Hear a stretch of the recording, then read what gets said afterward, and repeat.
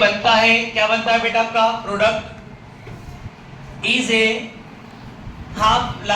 Is a zero order reaction. Zero order reaction आपने ये मान लिया जीरो ऑर्डर की रिएक्शन है, ठीक है। सो जो ए है इसका इनिशियल कॉन्सेंट्रेशन, इसलिए ए का इनिशियल कॉन्सेंट्रेशन वो अगर आपने स्मॉल ए मान लिया, कितना मान लिया अपने स्मॉल ए, तो after T half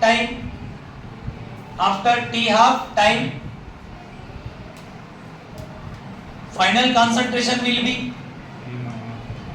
concentration of A will be, भैया हमने यहाँ रिएक्शन तो बना मान ली कि ए से बनता है प्रोडक्ट, एक आपकी जीरो ऑर्डर की रिएक्शन है, इसमें किसी रिएक्टेंट का कॉन्सेंट्रेशन शुरुआत में कितना है ए है, टी हाफ मतलब हो गया हाफ लाइफ पीरियड। इतने समय के बाद इसका जो कॉन्सेंट्रेशन है वो आधा रह जाएगा, तो ए का हाफ कितना हो जाएगा आपका a बाय 2, कितना हो गया a बाय 2। और प्रीवियस क्लास में आप सभी ने rate constant for zero order reaction निकाला हुआ है।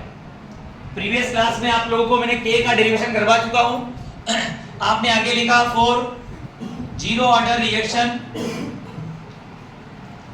रिएक्शन के लिए k का मान कितना होता है, तो ये आपने पढ़ा था a initial minus a final अपन में क्या आएगा t। इनिशियल कॉन्सेंट्रेशन यहाँ पे आएगा, फाइनल यहाँ पे आ जाएगा और t का मान यहाँ पे निकलेगा। तो यहाँ से k बराबर यहाँ पे आएगा इनिशियल कितना गया a, फाइनल कितना गया आपका a बाय 2, t कितना दिया बने t हाफ, क्या दिया बने t हाफ, और हमें t हाफ ही निकालना है क्या अपने को t हाफ।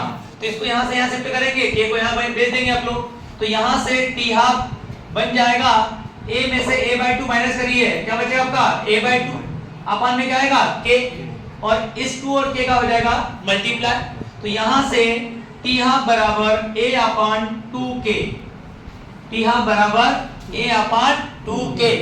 और इस इक्वेशन को देख करके यदि प्रश्न पूछा जाए कि बताइएगा जीरो ऑर्डर की रिएक्शन का जो हाफ लाइफ पीरियड है क्या कॉन्सेंट्रेशन पे डिपेंड करता है, यस और नो, तो यहाँ पे अगर फार्मूले में कॉन्सेंट्रेशन आ रहा है तो डिपेंड करेगा, और फार्मूले में कॉन्सेंट्रेशन टर्म नहीं आ रही है तो डिपेंड नहीं करेगा। समझे आप सभी? तो इस प्रकार हम निकालेंगे T half for zero order reaction. करना कुछ भी नहीं है, रिएक्शन को बोल दिया कि जीरो ऑर्डर की रिएक्शन है, इसमें इनिशियल कॉन्सेंट्रेशन कितना मान लिया a, इतने समय बाद जो फाइनल है वो इसका हो जाएगा हाफ हो गया मतलब a बाय 2, हाफ मतलब a बाय 2 आ गया।